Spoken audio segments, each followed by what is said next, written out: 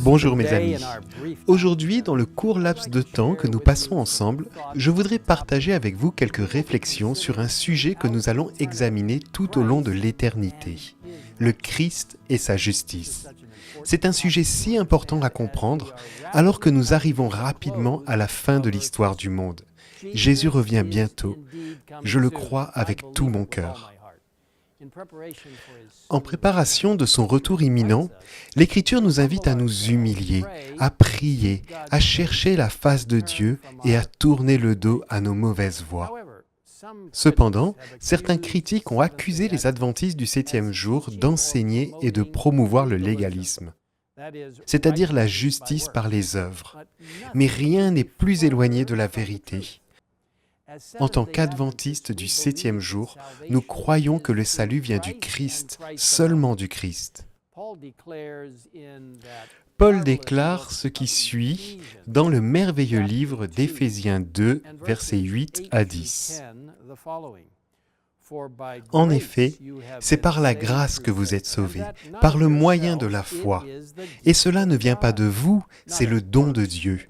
Ce n'est pas par les œuvres afin que personne ne puisse se vanter. En réalité, c'est lui qui nous a fait. Nous avons été créés en Jésus-Christ pour des œuvres bonnes que Dieu a préparées d'avance afin que nous les pratiquions. C'est seulement la grâce de Dieu et la puissance qui accomplit cela en nous lorsque nous acceptons le vêtement de justification de la justice du Christ. Ensuite, lorsque nous acceptons la puissance qui accompagne la justification, le Christ commence à nous sanctifier, nous transformant en sa glorieuse image. Tout ce changement est la justice globale du Christ. Lorsque nous acceptons Jésus dans notre vie, une conversion miraculeuse et remplie d'esprit a lieu et le Christ nous transforme à son image, à sa ressemblance, afin que nous devenions de plus en plus comme lui.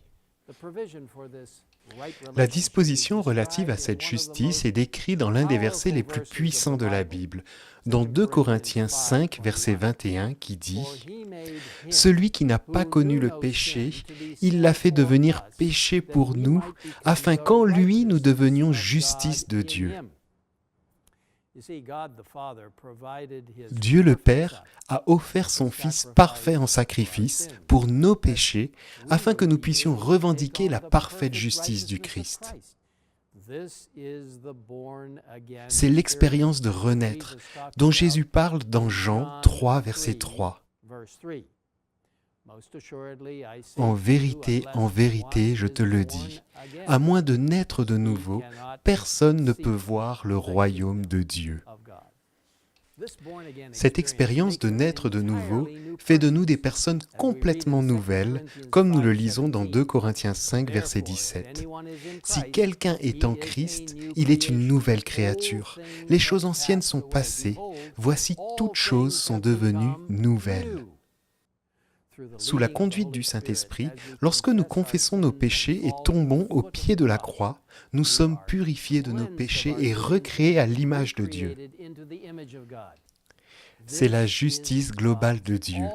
Nous sommes sauvés par la grâce et vivons par la foi, tout cela en Jésus-Christ. Et lorsque nous acceptons le Christ et sa justice, nous le suivons également en croyant et en acceptant ces belles vérités révélées dans la doctrine de la Bible, toutes centrées en lui.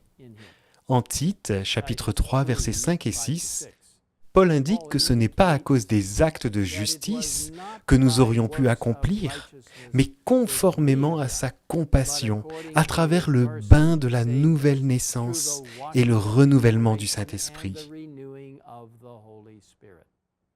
Il déclare également qu'ayant été déclarés justes par sa grâce, nous sommes devenus ses héritiers, conformément à l'espérance de la vie éternelle.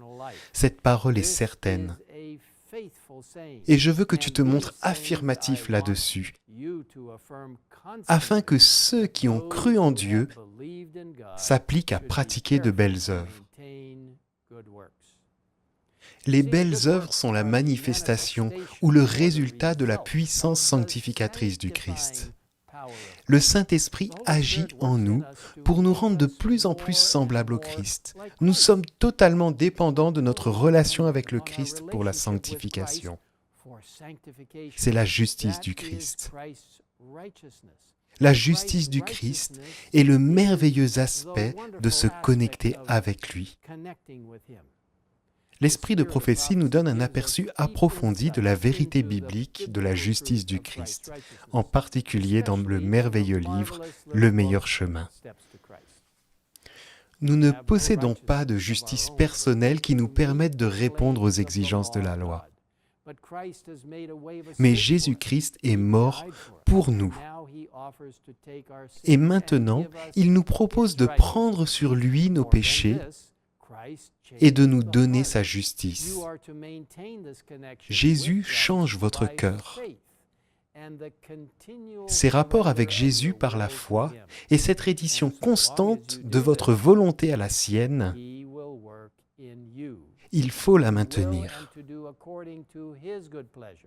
Nous n'avons aucun sujet de nous glorifier. C'est sur la justice de Jésus qui nous est imputée et sur celle que son Esprit produit en nous et par nous que repose toute notre espérance. Il n'est pas étonnant que Paul proclame « Ainsi, puisque nous avons un souverain grand prêtre qui a traversé le ciel, Jésus, le Fils de Dieu, restons fermement attachés à la foi que nous professons. En effet, nous n'avons pas un grand prêtre incapable de compatir à nos faiblesses, au contraire. Il a été tenté en tout point comme nous, mais sans commettre de péché. Approchons-nous donc avec assurance du trône de la grâce afin d'obtenir compassion et de trouver grâce pour être secourus au moment opportun. » Vous voyez qu'aucun adventiste du 7e jour ne se considère comme meilleur que les autres ou n'accuse les autres de ne pas être saints ou parfaits. Nous sommes tous des pécheurs au pied de la croix qui ont besoin d'un sauveur et de sa justice.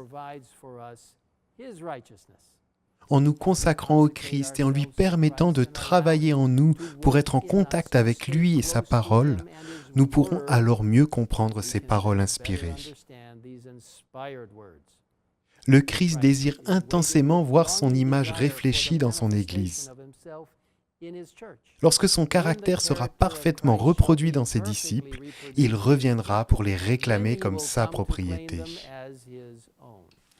Vous voyez, le caractère du Christ est parfaitement reproduit dans nos vies lorsque nous nous confions complètement au Christ seul. Chaque jour, nous devons permettre au Saint-Esprit de nous transformer, de devenir de plus en plus comme le Christ. C'est le fruit d'une vie. Nous devons prendre l'exemple du caractère du Christ et permettre à son caractère d'entrer dans nos vies. Alors, nous apprenons l'obéissance pratique à sa parole par sa puissance. Nous ne devons pas travailler pour ce que l'on pourrait appeler le perfectionnisme, qui reflète une liste légaliste. Nous ne devons pas non plus souligner les fautes des autres ou provoquer des conflits au sein de l'Église en l'accusant d'être plus juste que les autres. Personne qui réclame la sainteté n'est vraiment saint. Ceux qui sont inscrits comme saints dans le livre du ciel n'en sont pas conscients et sont les derniers à se vanter de leur bonté. Aucun des prophètes et des apôtres n'a jamais professé la sainteté. Les justes ne font jamais une telle affirmation. Plus ils ressemblent au Christ, plus ils sont attristés de ne pas lui ressembler.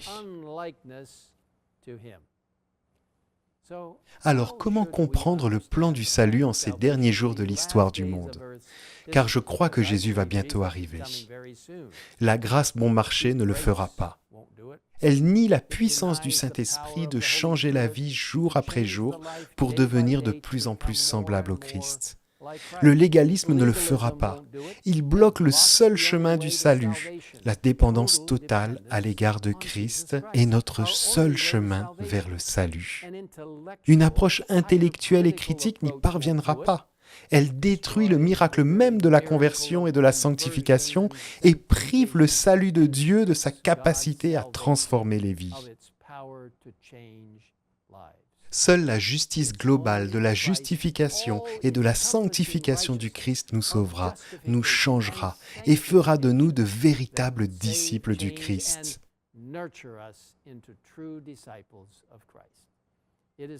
C'est quelque chose que Jésus fait à la fois pour nous et en nous. Par sa grâce, nous pouvons avoir sa puissance et son caractère divin en devenant de plus en plus semblables à lui. Dans l'esprit de la prophétie, on nous dit que la justice par la foi est le cœur même du message des 3 anges d'Apocalypse 14, versets 6 à 12. Quel privilège d'exhorter les gens à revenir au véritable culte de Dieu en reconnaissant sa justice et son salut qui englobe tout. Le point culminant de la grâce et de la justice salvatrice du Christ sera de l'accueillir à son retour. La preuve pour le monde de son salut qui justifie et de sa capacité à changer nos vies par sa puissance salvatrice. Quel grand jour ce sera! Permettez-moi de prier avec vous. Père Céleste, merci pour ta justice globale qui nous est donnée par la vie, le sacrifice et le ministère de Jésus-Christ. Seigneur, merci pour ton pouvoir de justification qui nous fournit un vêtement de justice du Christ qui couvre nos vies et nous rend parfaits aux yeux du Père.